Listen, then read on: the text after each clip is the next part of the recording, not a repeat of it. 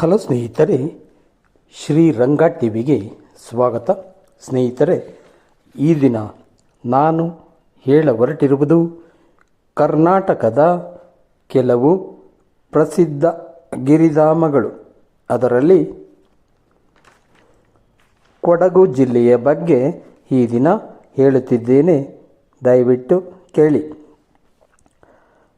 ಕೊಡಗು ಕರ್ನಾಟಕದ ಪಶ್ಚಿಮ ಘಟ್ಟಗಳಲ್ಲಿ ನೆಲೆಗೊಂಡಿರುವ ಒಂದು ಹಚ್ಚ ಹಸುರಿನ ಗಿರಿಧಾಮವಾಗಿದ್ದು, ಮಂಜಿನಿಂದ ಕೂಡಿದ ಭೂದೃಶ್ಯಗಳು ಮತ್ತು ಹಚ್ಚ ಹಸುರಿನ ಕಾಡುಗಳಿಗೆ ಹೆಸರುವಾಸಿಯಾಗಿದೆ.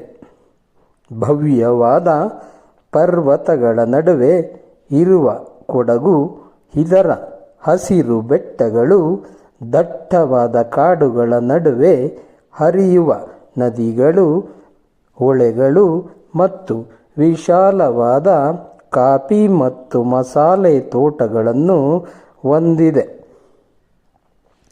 ಹಬ್ಬಿ ಜಲಪಾತಗಳು, ವೈವಿಧ್ಯಮಯ ವನ್ಯಜೀವಿಗಳು ಮತ್ತು ಶ್ರೀಮಂತ ಕೊಡವ ಸಂಸ್ಕೃತಿಯೊಂದಿಗೆ ಪ್ರಕೃತಿ ದರ್ಶನ ಮಾಡಿಸುತ್ತದೆ. ಮಡಿಕೇರಿ ಸಮುದ್ರ ಮಟ್ಟದಿಂದ 1525 ಮೀಟರ್ ಎತ್ತರದಲ್ಲಿದೆ. ತಂಪಾದ ಹವಾಮಾನಕ್ಕೆ ಹೆಸರುವಾಸಿಯಾಗಿದೆ. ಮಾಂದಲಪಟ್ಟಿ ಪಶ್ಚಿಮ ಘಟ್ಟಗಳಲ್ಲಿರುವ ಪುಷ್ಪಗಿರಿ ಕಾಡುಗಳ ಹುಲ್ಲಿನ ದಿಬ್ಬಗಳ ಮಾಂದಲ್ಪಟ್ಟಿ ಒಂದು ಅದ್ಭುತ ಮತ್ತು ವಿಶಿಷ್ಟವಾದ ಅನುಕೂಲಕರ ತಾಣವಾಗಿದೆ. 1800 ಮೀಟರ್ ಎತ್ತರದಲ್ಲಿರುವ ಈ ಸ್ಥಳವನ್ನು ಮುಗಿಲಪೇಟೆ ಎಂದು ಕರೆಯುತ್ತಾರೆ. ಸೂರ್ಯೋದಯ ಮತ್ತು ಸೂರ್ಯಾಸ್ತದ ಸಮಯದಲ್ಲಿ ನೀಡುವ ನೋಟಕ್ಕೆ ಈ ಸ್ಥಳ ತುಂಬ ಪ್ರಸಿದ್ಧವಾಗಿದೆ. ತಡಿಯಾಂಡಮೋಲ್ ಶಿಖರ ಕೊಡಗಿನ ಅತಿ ಎತ್ತರದ ಪರ್ವತ ಶಿಖರವಾಗಿದ್ದು, 1748 ಮೀಟರ್ ಎತ್ತರದಲ್ಲಿದೆ. ಟ್ರೆಕ್ಕಿಂಗ್ನಲ್ಲಿ ಆಸಕ್ತಿ ಹೊಂದಿರುವ ಹೆಚ್ಚಿನ ಪ್ರವಾಸಿಗರು ಈ ಸ್ಥಳಕ್ಕೆ ಆಕರ್ಷಿತರಾಗುತ್ತಾರೆ. ಪ್ರಯಾಣವು ಕಷ್ಟಕರವಾಗಿರುತ್ತದೆ, ಆದರೆ ಮೇಲಿನಿಂದ ಕಾಣುವ ನೋಟವು ಅಸಮಾನವಾಗಿದೆ. ಪ್ರಕೃತಿ ಪ್ರಿಯರಿಗೆ ತಡಿಯಾಂಡಮೋಲ್ ಟ್ರೆಕ್ ಒಂದು ಉತ್ತಮ ಆಯ್ಕೆಯಾಗಿದೆ. ಕಕ್ಕಾಬೆ ಗ್ರಾಮದಿಂದ ನೇರವಾಗಿ ಚಾರಣವನ್ನು ಪ್ರಾರಂಭಿಸುವ ಅನೇಕ ಚಾರಣಿಗರಿದ್ದಾರೆ, ಆದರೆ ಮತ್ತೊಂದು ಕಾರ್ಯಸಾಧ್ಯವಾದ ಆಯ್ಕೆಯೆಂದರೆ ರಸ್ತೆ ಸಾಕಷ್ಟು ಸರಳ ಮತ್ತು ಸುಗಮವಾಗಿರುವುದರಿಂದ ವಾಹನವನ್ನು ನೇರವಾಗಿ ಸ್ಟಾರ್ಟಪ್ ಪಾಯಿಂಟ್ಗೆ ಕೊಂಡೊಯ್ಯುವುದು. ಚಾರಣದ ಆರಂಭವು ನಲಕಂಡ್ ಪ್ಯಾಲೇಸ್ ಎಂಬ ಸ್ಥಳವಾಗಿದ್ದು, ಇದು ಕಕ್ಕಾಬೆಯಿಂದ ಕೇವಲ 3 ಕಿಲೋಮೀಟರ್ ದೂರದಲ್ಲಿದೆ. ಅರಮನೆಗೆ ಹೋಗುವ ರಸ್ತೆಯು ಕಣ್ಣಿಗೆ ಕಾಣುವಷ್ಟು ದೂರ ಹಸಿರಿನಿಂದ ಕೂಡಿದೆ. ಅರಮನೆಯಿಂದ ಬಿಗ್ ರಾಕಿಗೆ ಹೋಗುವ ಹಾದಿಯು ಕಿರಿದಾಗಿದೆ. ಬಿಗ್ ರಾಕ್ ನೀವು ಮೊದಲು ಭೇಟಿ ನೀಡುವ ಹೆಗ್ಗುರುತು. ಇದು ಹೆಸರಿನಿಂದಲೇ ಸ್ಪಷ್ಟವಾಗುವ ಒಂದು ದೊಡ್ಡ ಬಂಡೆಯಾಗಿದ್ದು, ಬೆಟ್ಟದ ಬುಡದಲ್ಲಿದೆ. ಈ ಕಡಿದಾದ ಮತ್ತು ಕಿರಿದಾದ ಹಾದಿಯ ಸುತ್ತಲೂ ಆಳವಾದ ಕತ್ತಲೆಯಾದ ಕೊನೆಯ ಭಾಗವು ನಿಸ್ಸಂದೇಹವಾಗಿ ಅತ್ಯಂತ ಸುಂದರ ಮತ್ತು ಉಸಿರುಕಟ್ಟುವ ಸ್ಥಳವಾಗಿದೆ. ಬ್ರಹ್ಮಗಿರಿ ಇದು ವನ್ಯಜೀವಿ ಅಭಯಾರಣ್ಯ. ಇದರ ಬಗ್ಗೆ ಹೇಳುತ್ತೇನೆ ಕೇಳಿ.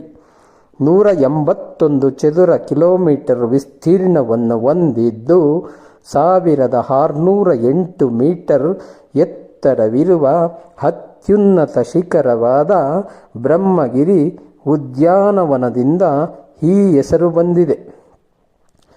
ಈ ಅಭಯಾರಣ್ಯದ ಪ್ರಾಥಮಿಕ ಸಸ್ಯವರ್ಗವು ನಿತ್ಯ ಹರಿದ್ವರ್ಣ ಮತ್ತು ಅರೆ ನಿತ್ಯ ಹರಿದ್ವರ್ಣ ಕಾಡುಗಳು, ಹುಲ್ಲುಗಾವಲುಗಳು ಮತ್ತು ಬಿದಿರುಗಳಲ್ಲಿನ ಆಳವಿಲ್ಲದ ಅರಣ್ಯ ಪ್ರದೇಶಗಳನ್ನು ಒಳಗೊಂಡಿದೆ.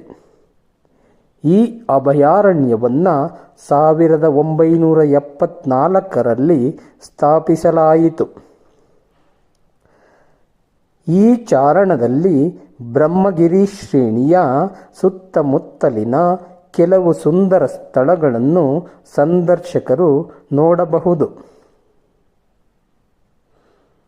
ತಿರುನಲ್ಲೈ ದೇವಾಲಯವು 30 ಗ್ರಾನೈಟ್ ಕಂಬಗಳನ್ನು ಒಳಗೊಂಡಿದೆ.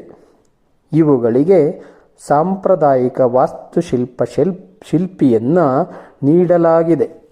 ಪಕ್ಷಿಪತಲಂ ಒಂದು ಗುಹೆಯಾಗಿದ್ದು, ಇದನ್ನು ಐತಿಹಾಸಿಕ ಕಾಲದಲ್ಲಿ ಗುರುಗಳು ಮತ್ತು ಸಂತರು ಬಳಸುತ್ತಿದ್ದರು ಎಂದು ಹೇಳಲಾಗುತ್ತದೆ.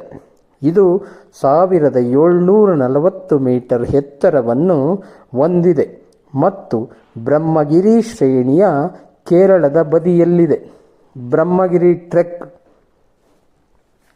ಬ್ರಹ್ಮಗಿರಿ ವನ್ಯಜೀವಿ ಅಭಯಾರಣ್ಯದ ಆಳಕ್ಕೆ ವ್ಯಕ್ತಿಗಳನ್ನು ಕರೆದೊಯ್ಯುವ ಈ ಮಾರ್ಗವು ಹಚ್ಚ ಹಸುರಿನ ಕಾಡುಗಳು, ಹಸಿರು ಹುಲ್ಲುಗಾವಲುಗಳು ಮತ್ತು ಲೆಕ್ಕವಿಲ್ಲದಷ್ಟು ಸಣ್ಣ ತೊರೆಗಳು ಮತ್ತು ನದಿಗಳನ್ನು ಹಾದು ಹೋಗುತ್ತದೆ.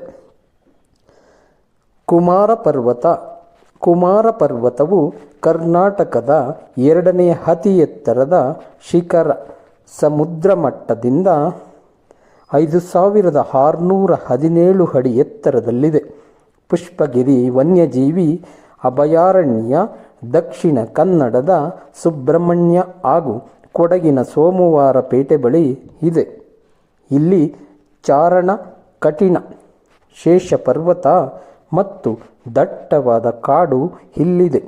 ಚಾರಣಕ್ಕೆ ಅರಣ್ಯ ಇಲಾಖೆಯ ಮುಂಗಡ ಅನುಮತಿ ಕಡ್ಡಾಯ. ಉತ್ತಮ ದೈಹಿಕ ಸಾಮರ್ಥ್ಯ ಅತ್ಯಗತ್ಯ.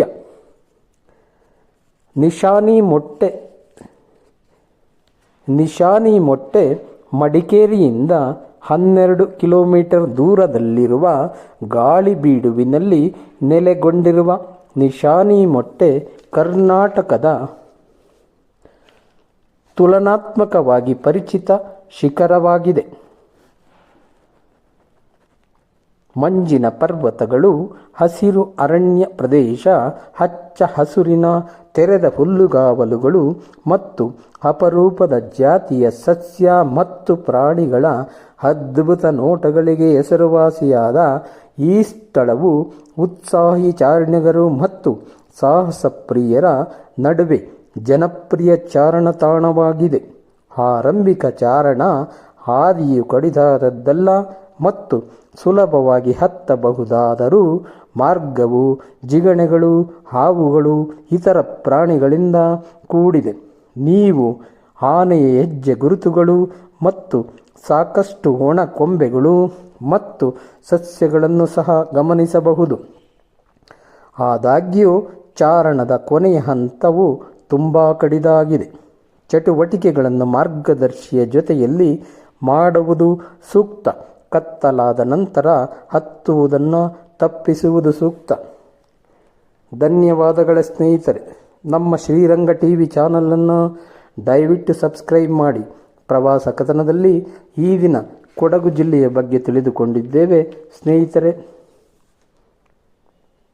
ನಮ್ಮ ಶ್ರೀರಂಗ ಟಿವಿ ಚಾನಲನ್ನು ಸಬ್ಸ್ಕ್ರೈಬ್ ಮಾಡಿ. ಜೈ ಹಿಂದ್, ಜೈ ಕರ್ನಾಟಕ, ಜೈ ಶ್ರೀರಾಮ್.